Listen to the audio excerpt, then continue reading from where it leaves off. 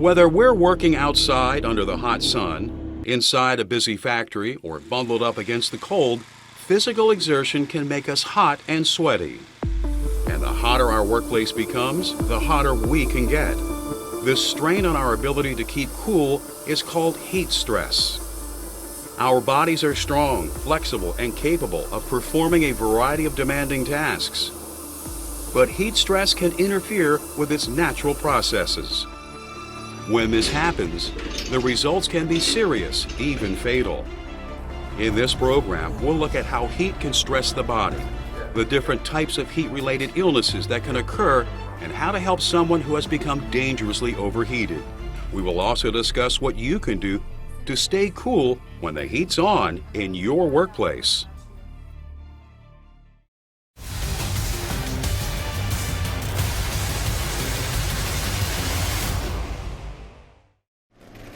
Sometimes it's because of the weather. Sometimes it's the physical tasks we perform, or even the nature of the facility we work in. But it's not unusual for us to get hot and sweaty on the job. Being overheated is not only uncomfortable, but it makes any job more difficult, and it can also affect our health. Fortunately, our body has physical processes that kick in automatically to help keep us cool. For example, the circulation of our blood can help to lower our body temperature. As our temperature rises, the circulatory system directs more blood flow to the surface of our skin. There, the blood gives up the excess heat it has absorbed to the air. Then it circulates back inside the body to pick up more heat. As the process continues, heat is pumped out of our body. When more cooling power is needed, our sweat glands go to work. They move heat out of the body in the form of warm water. The evaporation of the sweat cools our skin off as well. It's an effective system, but it does have a downside. Sweating depletes our body's supply of water and the vital minerals known as electrolytes. Running low on these substances can cause our body to malfunction. In extreme conditions, we can sweat out up to 1 quart of water and electrolytes an hour, which makes us thirsty. But we can't rely on our natural thirst alone to get us to drink enough to rehydrate ourselves. We need to make a conscious effort to take in even more liquids. So you should try to drink 5 to 7 ounces of liquid every 15 or 20 minutes when you're sweating. Sports or electrolyte drinks can be a good option because they're formulated to replace the minerals that you're sweating out as well. But avoid drinks that contain alcohol or caffeine. They will only accelerate your water loss. Some medicines can do the same thing or have other adverse effects when you're overheated. Ask your doctor about any medication that you take to find out if it could cause problems when you're working in hot conditions. And watch what you eat in the heat as well. Hot meals raise your internal temperature. Heavy foods require more blood to be used for digestion, when that blood could be helping to cool you off instead. So stick to light, cool meals when you're working in the heat.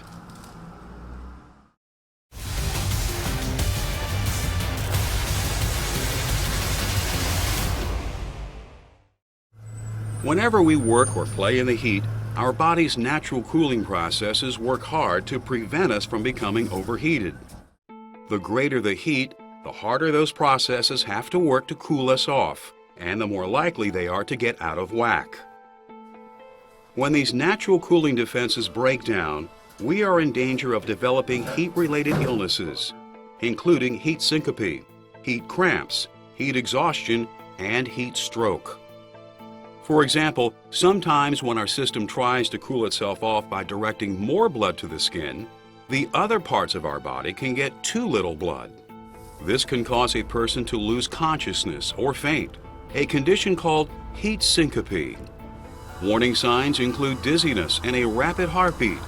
Heat syncope often occurs in people who are new to working in high heat conditions and can lead to serious injuries if the victim falls or loses control of a tool or vehicle when they faint.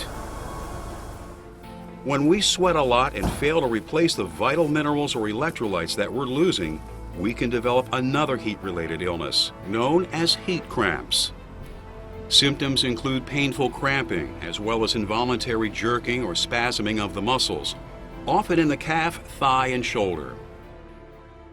When our body runs low on both electrolytes and fluids, the result can be an illness called heat exhaustion. In addition to intense thirst, a person suffering from heat exhaustion may feel confused, dizzy, weak, and uncoordinated. They will also sweat profusely.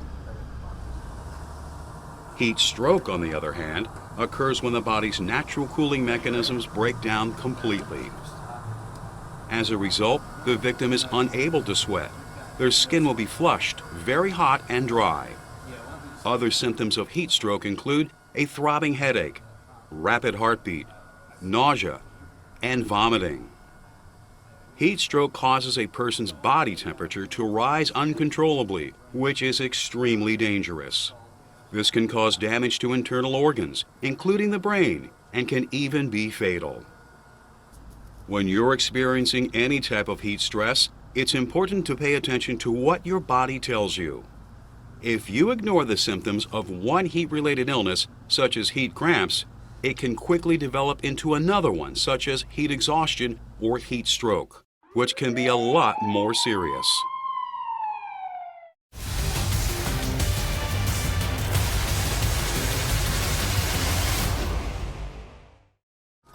Even when we do our best to protect ourselves from the heat, it is still possible for working in hot conditions to knock us for a loop.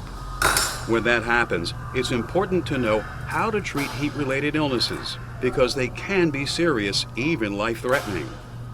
Let's start by reviewing how heat can affect the body.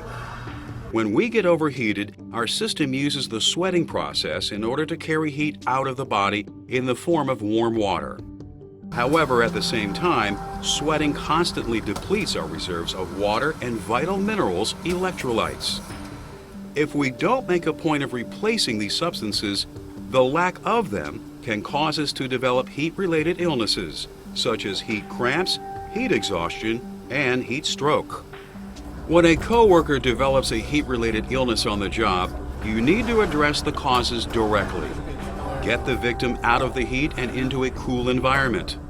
Have them sit or lie down and rest. Cool them off by bathing their head, face, and neck with cool water or applying wet towels or sheets. And give them cool water or an electrolyte beverage to drink. If possible, bring the victim into a shady, air-conditioned area. Remove any outerwear they have on and loosen any tight garments. If you think they may be experiencing heat stroke, call for emergency medical assistance immediately. With heat stroke, it's also critical to lower their body temperature as soon as possible. There are several ways you can speed up the cooling process, including applying cold compresses to their armpits and groin, wetting down their clothing, directing a fan on them, placing them in a cool bath, and using ice or cold packs. You should stay with the victim and continue to cool them down until the EMTs arrive.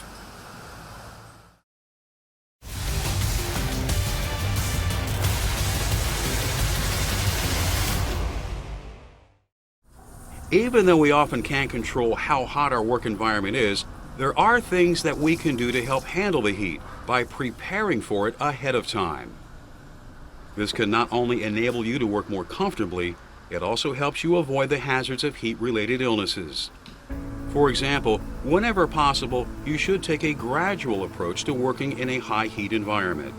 This gives your body time to get used to the temperature. The average worker may need from 5 to 10 days to get fully acclimated, particularly in environments that are extremely hot. People who are in good physical condition can generally get used to high heat conditions more quickly. They can also perform better in the heat because their body and its muscles are lean and toned. When a person is overweight or has a lot of fatty tissue, their body's cooling system has to work that much harder to keep their temperature down. Choosing the right work clothes can be important to staying cool as well. Loose, lightweight clothing made of cotton or cotton blends helps you get rid of excess heat by allowing the air to circulate freely around you and wicking away much of your sweat. The color of the clothing you wear makes a difference too, especially if you're working in the sun. Black or other dark colors actually absorb heat, so you should avoid wearing them. Wear white and other light colors instead. They help keep you cooler by reflecting the heat. The same principle applies when you wear a light-colored hat to keep the hot sun off your head. And don't neglect the sunscreen. It not only prevents sunburn, it helps prevent the sunshine from heating up your skin as well. Remember to wear sunglasses too. Keeping the sun off your face and out of your eyes both protects you and helps you to feel cooler. If your work takes you into areas with intense levels of radiant heat, your employer may provide you with special protective clothing, such as reflective garments made of aluminized fabric. Another option is ice vests, which are often used by firefighters and other workers who are exposed to high heat. Your supervisor can tell you what type of protective clothing is best for keeping you cool and safe on the job.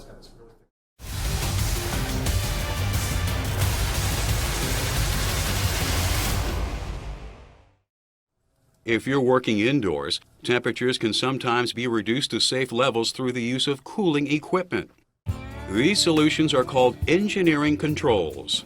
Some of them, such as air conditioning and ventilation systems, can be built directly into a facility. Air conditioning can also be installed locally in windows or as freestanding units. Other engineering controls that can be built into a work environment include cooling systems that are attached directly to the machinery that gets hot, and reflective barriers that contain radiant heat given off by equipment or work processes. Portable fans, such as oscillating and box-type fans, are also a popular and convenient way to keep cool. Of course, making sure the fan moves air in the right direction is important in controlling the heat. If you're working near a piece of equipment that produces heat, you should position the fan to blow the hot air away from your body. If there's a source of cooler air nearby, use the fan to blow it toward you. And depending on the time of the year, you may be able to use a fan to blow cool air into your work area from outside, or blow the hot air out. Speaking of portable fans, it's important to remember that HVAC systems and other built-in engineering controls have to be carefully adjusted to cool a workplace effectively and efficiently. So using a fan in your own work area may interfere with the way the HVAC system is supposed to work. Turning on a fan may help to cool you off, but at times can actually make things hotter for others in the facility. So be sure to talk to your supervisor about what you can and can't do to cool your work area. As we've seen, heat can create real hazards in a workplace, but understanding the problems it presents and knowing how to avoid them can help you to work safely even when the heat is on. Let's review. Too much heat can create a number of problems for our bodies.